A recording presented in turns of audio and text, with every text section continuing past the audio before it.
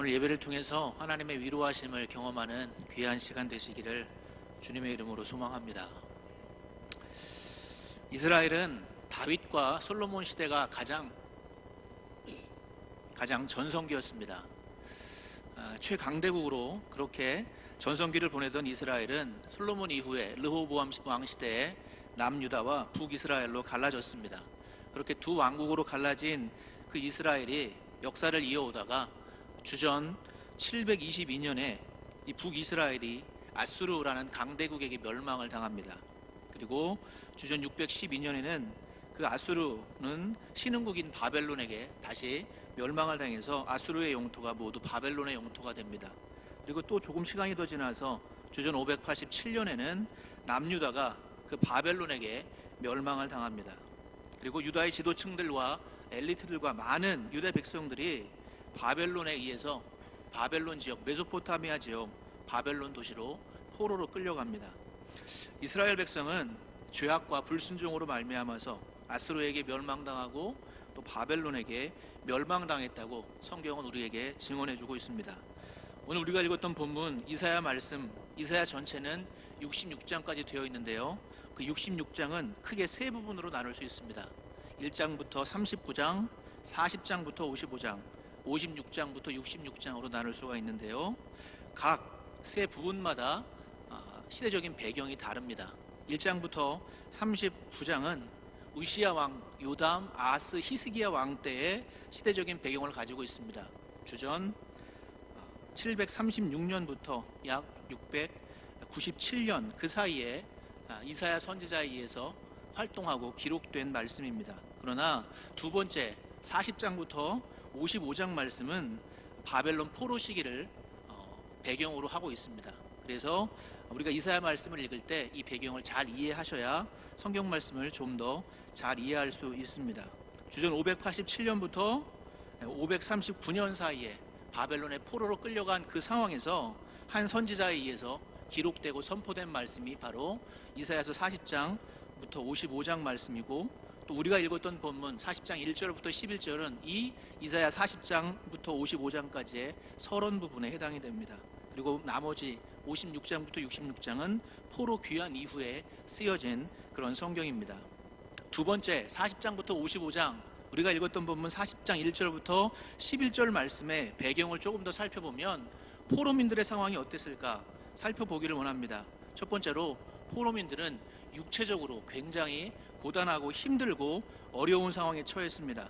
낯선 곳으로 그냥 끌려가서 그곳에서 적응하기도 바쁜데 힘들고 고단하고 새롭게 삶의 터전을 이루는 것도 힘든데 그곳에서 노역을 해야 했고 그곳에서 노예처럼 일을 해야만 했습니다. 그래서 육체적으로, 환경적으로 굉장히 어려운 상황에 처해 있었습니다. 또 심리적인 어려움도 컸습니다. 이스라엘 백성은 선민의식이 대단했습니다. 하나님께 선택받은 민족이라는 그런 선민의식이 있어서 이방인들을 개처럼 여기고 벌레처럼 여기는 그런 사람들인데, 그들이 개처럼 여기는 이방민에게 정복당하고 그들에게 끌려가서 그렇게 노예처럼 일을 하며 그렇게 포로로 잡혀서 일을 하고 있는 그런 상황, 그들의 마음은 굉장히 어렵고 좌절감과 실패감과 또 패배감에 사로잡혀 있었을 것입니다. 정복민들로부터 온갖 멸시와 무시를 당하는 그런 상황입니다.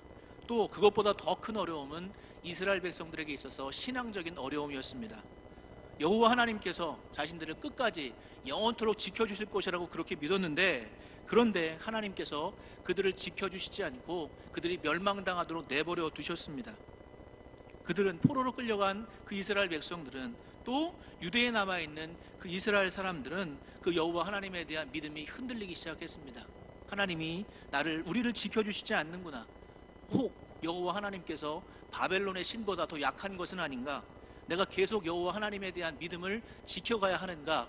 이런 신앙적인 어려움, 신앙의 흔들림, 신앙적인 의심들이 그들을 힘들게 했습니다. 하나님께서 자신들을 버리셨다는 신앙적인 회의, 삶의 고달픔, 민족적인 수치, 이런 온갖 고난을 감내해야 하는 그런 시기가 바로 우리가 읽었던 이사야서 40장 1절부터 11절까지의 그런 사람들, 이스라엘 백성들의 상황이었습니다. 이런 상황에서 하나님께서는 한 선지자를 세우셔서 이렇게 선포하십니다. 함께 읽어보겠습니다. 시작. 하나님의 구원과 위로. 이스라엘 백성들에게 한 선지자를 세우셔서 선포하셨던 하나님의 메시지는 바로 하나님의 구원과 위로였습니다. 1절 말씀을 함께 읽겠습니다. 시작. 너희의 하나님이 이르시되 너희는 위로하라. 내 백성을 위로하라. 하나님께서는 하나님의 백성을 위로하라고 선지자에게 명령하십니다. 선지자에게 명령하시지만 실제로는 하나님께서 스스로 백성들을 위로하겠다는 결단이고 위로하겠다는 약속을 주시는 말씀입니다. 이 위로라는 단어는 히브리어로 나함이라고 합니다. 이 나함은 한숨 쉬다, 불쌍히 여기다, 안타깝게 여기다, 동정하다, 위로하다 이런 뜻이 있는데요. 이 나함, 이 단어가 사람이 주체가 될 때, 사람에게 쓰일 때, 누구누구가 어느 사람이 위로한다 이렇게 쓰일 때는 우리가 쓰는 위로라는 단어와 흡사하게 쓰입니다. 말로 위로하고 격려하고 힘을 내게 북돋워주는 그런 위로, 그런 위로라는 단어로 쓰이지만 이 나함이라는 단어의 주체가 하나님이 되실 때는 그 뜻이 조금 달라집니다. 하나님께서 위로하실 때는 위로를 단순히 말만 하고 격려만 해주시는 것이 아니라 이 위로는 도와주시고 회복해 주시는 하나님의 개입을 포함하는 단어로 그렇게 사용됩니다. 단순히 말로만이 아니라 하나님께서 회복시켜 주시고 하나님이 개입하셔서 어려움을 극복하게 하시고 도와주시고 일으켜 주시는 그런 모든 행위가 위로, 나함이라는 단어에 포함되어져 있습니다. 그래서 이 나함 이후에 하나님의 행위가 나올 때는 완료형으로 쓰여집니다. 아직 이루어지지 않았지만 하나님이 그 일을 반드시 이루실 것이라는 하나님의 의지가 담긴 완료 형태로 그렇게 문장이 구성되어 있습니다. 하나님의 위로의 내용이 2절 말씀에 나옵니다. 너희는 예루살렘의 마음에 닿도록 말하며 그곳에게 외치라. 그 노역의 때가 끝났고 그 죄악이 사함을 받았느니라. 그의 모든 죄로 말미암아 여호와의 손에서 벌을 배나 받았느니라 할지니라 하시니라. 하나님의 위로의 말씀은 두 가지입니다.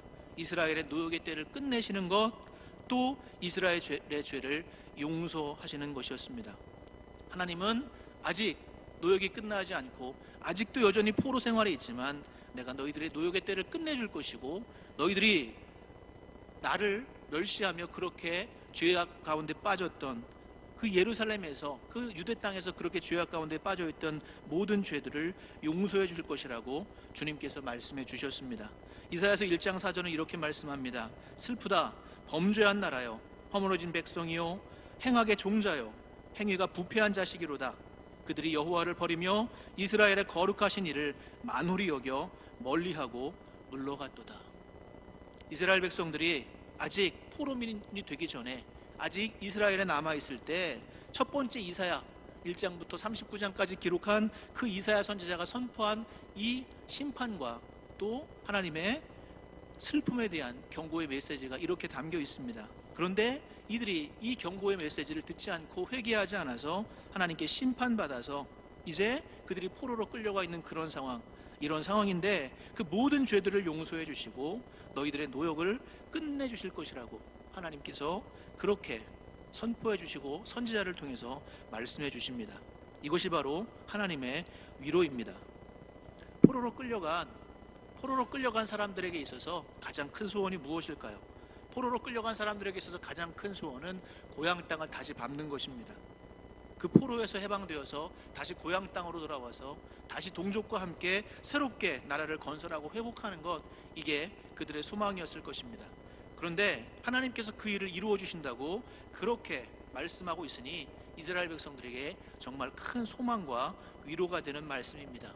이제 이 위로가 구체적으로 세 가지로 하나님께서 말씀해 주십니다. 3절부터 5절의 첫 번째 위로에 대한 말씀을 하나님이 허락해 주십니다. 3절부터 4절에 이렇게 말씀하고 있습니다. 외치는 자의 소리여 이르되 너희는 광야에서 여호와의 길을 예비하라. 사막에서 우리 하나님의 대로를 평탄하게 하라.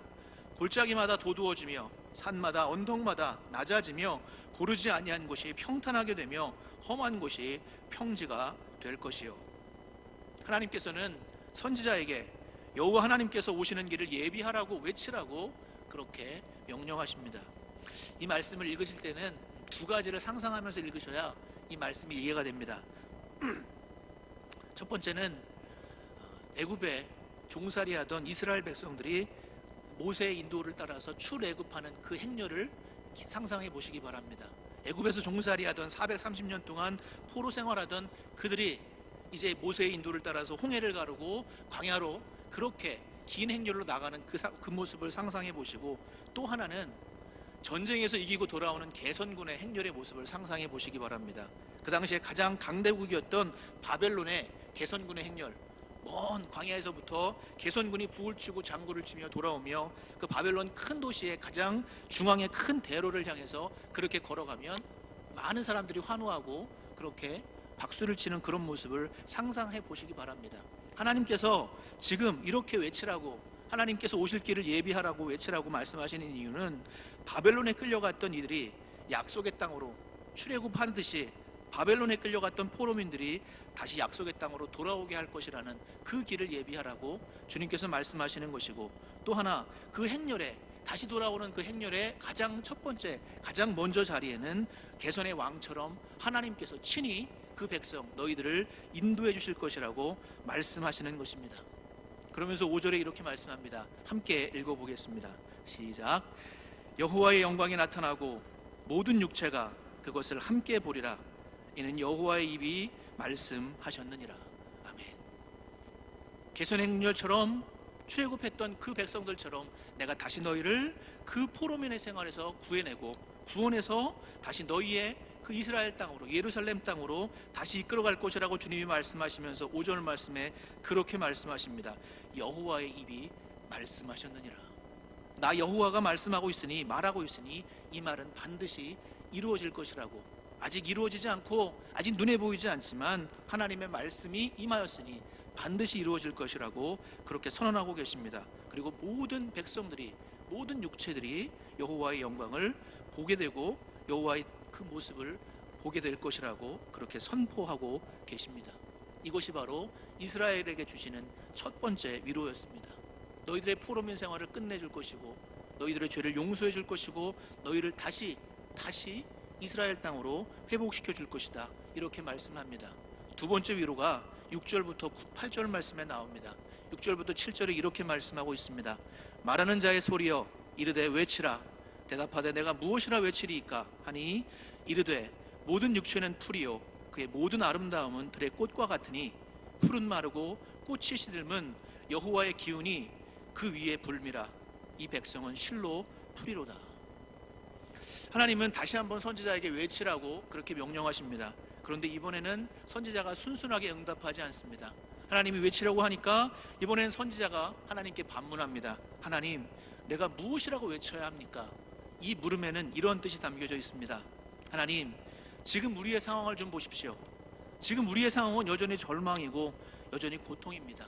포로민으로 끌려와서 이렇게 고역을 당하고 이렇게 수치를 당하고 신앙적인 회의 가운데 빠져 있습니다.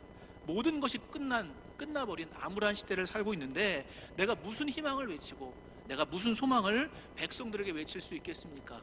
하면서 하나님 앞에 항의하듯이, 하나님 앞에 따지듯이 지금 선지자가 묻고 있는 것입니다. 그럴 때 하나님께서 그 선지자의 질문을 받아주십니다. 그래 선지자야, 모든 백성은, 모든 인생은 풀과 같다, 들의 꽃과 같다. 하나님께서 한번 불어버리시면 시절이 지나고 바람이 불면 없어지는 것처럼 하나님이 한번 불어버리시면 어떤 인생도 남아나지 않고 다 사라져버릴 것이다. 그렇게 허무한 것 같고 그렇게 아무것도 남지 않는 그런 허무한 인생이 너희들의 인생일지도 모른다. 그러나 선지자야 하면서 8절 말씀에 이렇게 말씀합니다. 함께 읽어보겠습니다. 시작. 풀은 마르고 꽃은 시드나 우리 하나님의 말씀은 영원히 서리라 하라. 아멘. 저를 따라 하시겠습니다. 우리 하나님의 말씀은 영원히 서리라. 아멘.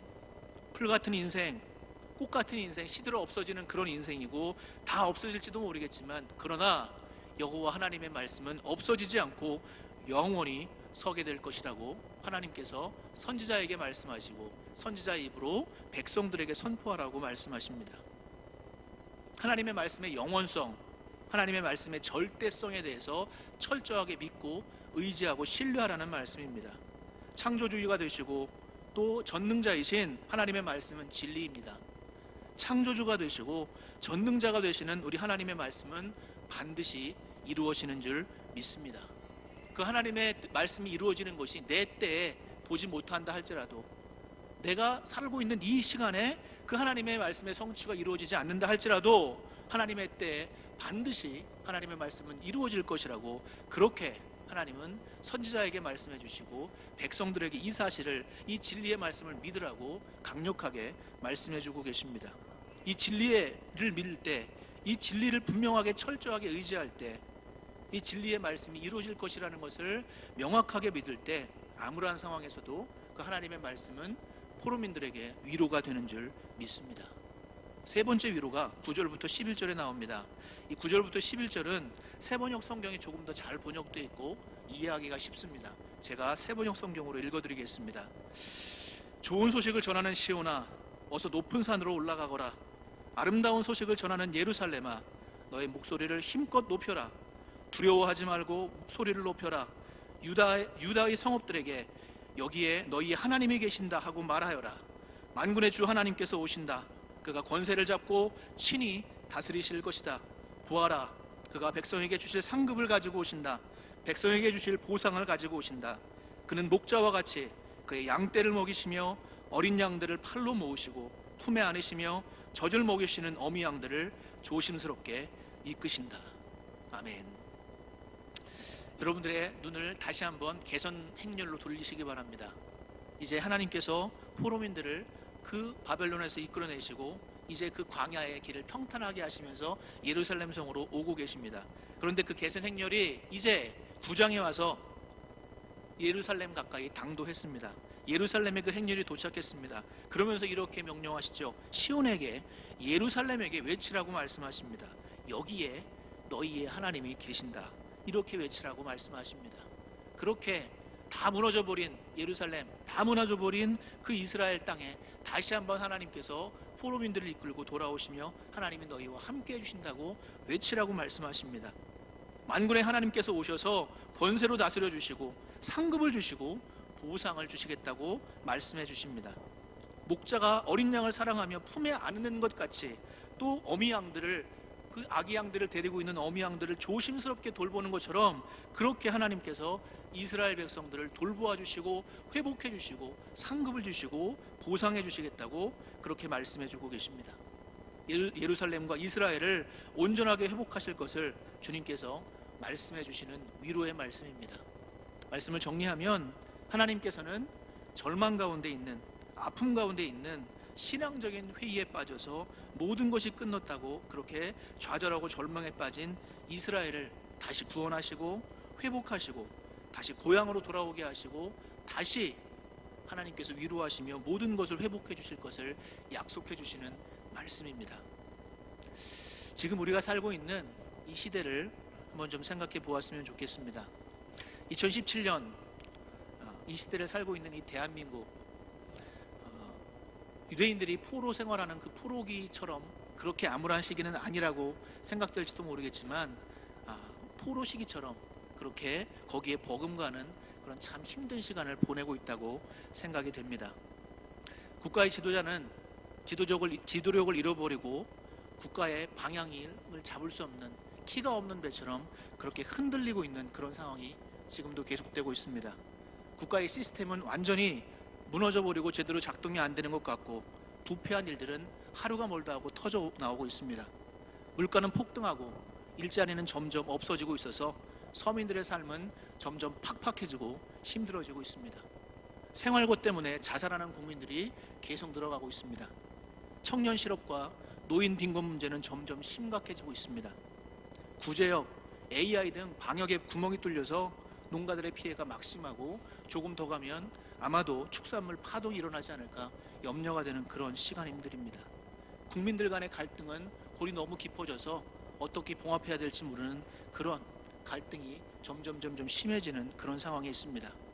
국가 경쟁력은 점점 떨어져서 국제사회에서 우리나라의 가치와 우리나라의 위상을 찾아보기가 힘든, 그래서 다른 나라들에게 이리저리 휘둘리는 그런 모습을 우리가 보게 됩니다. 대한민국이 총체적인 난국에 빠져 있는 것 같습니다. 많은 성도들이, 많은 국민들이 걱정하고 있습니다. 국가적으로 이렇게 어렵다 보니 그 국가에 살고 있는 국민 한 사람 한 사람도 같이 어려워질 수밖에 없고 힘든 일들을 경험할 수밖에 없습니다. 크고 작은 어려움들, 개인적인 어려움들뿐만 아니라 여러 가지 상황에 몰려서 힘들어하고 있는 많은 성도들이 있습니다.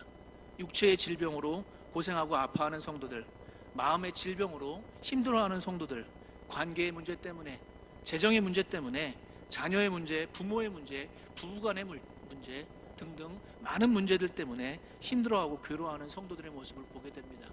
이번 한 주간도 성도들의 힘들고 어려운 그런 소식들을 들으면서 제 마음도 많이 아팠습니다. 그러면서 우리 안에 이런 회의도 생길지 모르겠습니다. 하나님을 여전히 계속 의지해야 하는가? 이렇게 나라가 힘들어지고 이렇게 내 인생이 이렇게 힘들어지고 있는데 하나님을 계속 의지하고 하나님을 계속 바라보아야 하는가? 하나님, 이런 상황에서도 우리가 소망을 가질 수 있습니까? 하나님, 이런 상황에서도 우리가 하나님을 계속 의지할 수 있고 하나님을 계속 믿어야만 합니까? 하나님은 지금 무엇을 하고 계십니까? 이런 하나님께 원망 섞인 탄식과 그런 토로를 하는 성도들도 계실지 모르겠습니다. 그런데 사랑하는 성도 여러분, 이런 어려운 상황에서도 하나님은 우리에게 말씀하십니다. 저를 따라 하시겠습니다. 내 백성을 위로하라. 노역의 때가 끝나고 죄악이 사함을 받았느니라. 아멘. 포로로 끌려가서 그렇게 노역하고 그렇게 죄값을 치르는 백성들에게 하나님께서 위로의 말씀을 주시며 너희들의 노역의 때가 끝날 것이고 또 너희들의 죄악이 사함을 받았다고 선포해 주셨던 것처럼 하나님은 지금 우리에게도 동일하게 위로의 말씀을 전해주고 계시는 줄 믿습니다. 세례 요한은 이사야서 43장 3절 말씀을 인용해서 자신이 주님의 오실 길을 예비하고 있다고 이렇게 말씀합니다. 이르되 나는 선지자 이사야의 말과 같이 주의 길을 곧게 하라고 광야에서 외치는 자의 소리로라 하니라. 세례 요한은 주님의 길을 곧게 하라고 외치는 자의 소리로 광야에서 주님의 길을 예비했습니다. 구원자로 오시고 위로자로 오시는 그 주님의 길을 예비하고 있습니다. 그리고 하나님은 약속의 말씀처럼 예수 그리스도를 보내주셔서 우리의 죄악을 용서해 주셨고 또 죄의 노역에서 우리를 해방시켜 주셨습니다. 베드로전서 3장 18절 말씀을 함께 읽겠습니다.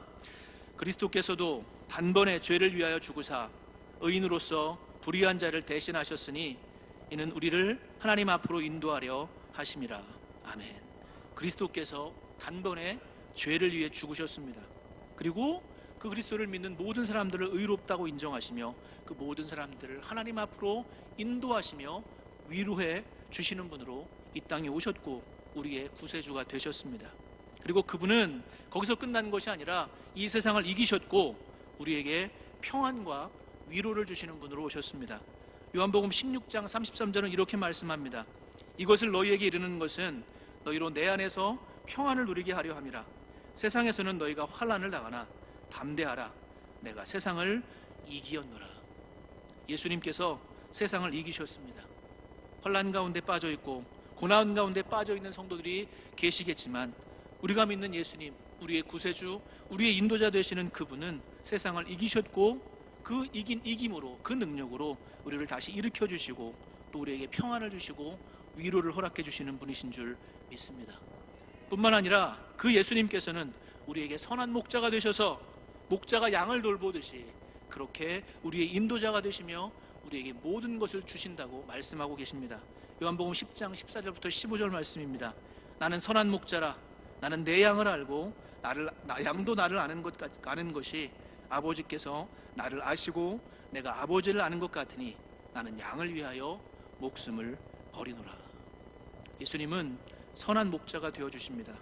그래서 예수님의 양, 한 양도 놓치지 않고 보듬고 품으시고 그 양을 위해서 목숨을 버리기까지 그 양을 사랑하시고 뿐만 아니라 모든 것들을 더해주시는 분이 우리 예수 그리스도이신 줄 믿습니다.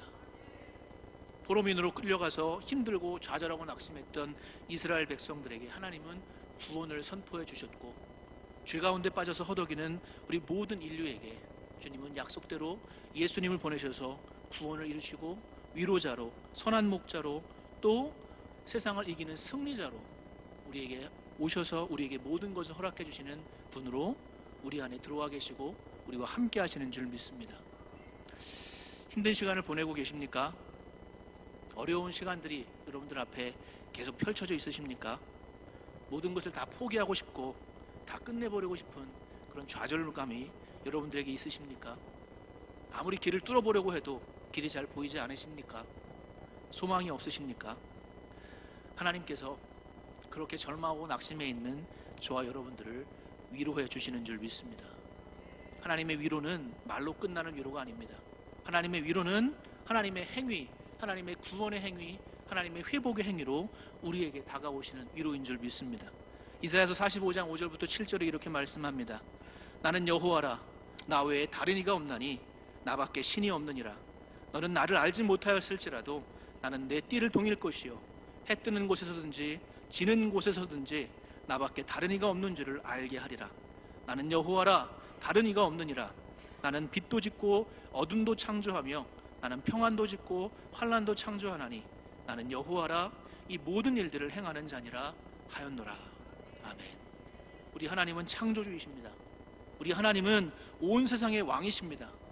창조주가 되시고 온 세상의 왕이 되시는 하나님께서 영광과 능력으로 이 나라를 다시 회복시켜 주시고 여러분들의 삶을 다시 회복시켜 주실 줄 믿습니다. 하나님은 그럴 능력이 있으시고 하나님은 그럴 의지가 있으시고 하나님은 그런 약속의 말씀을 우리에게 주셨습니다. 전능하신 하나님의 말씀이 우리의 환경을 이기는 줄 믿습니다. 전능하신 하나님의 말씀이 우리의 상황을 이기는 줄 믿습니다. 전능하신 하나님의 말씀이 우리의 절망적인 마음을 이기는 줄 믿습니다. 전능하신 하나님의 말씀이 우리의 모든 것들을 바꾸어 주실 줄 믿습니다. 그래서 8절에 다시 한번 우리가 이렇게 고백했으면 좋겠습니다. 함께 했습니다. 시작. 푸른 마르고 꽃은 시드나 우리 하나님의 말씀은 영원히 서리라 하라. 아멘. 이 말씀을 믿으십시오. 푸른 마르고 꽃은 떨어지고 인간은 또 가고 세월은 흐르고 역사는 흘러가고 사람은 또 그 자리가 없어질지라도 하나님의 말씀은 영원히 서게 될 줄 믿습니다. 이 하나님의 말씀을 분명히 믿고 의지한다면 지금 상황이 아무리 암울하고 아무리 괴롭고 힘들어도 하나님의 말씀을 의지해서 주님의 위로와 평안함을 누리게 될 줄 믿습니다. 데살로니가 후서 2장 16절 17절 말씀으로 여러분들을 위로하고 기도하기 원합니다.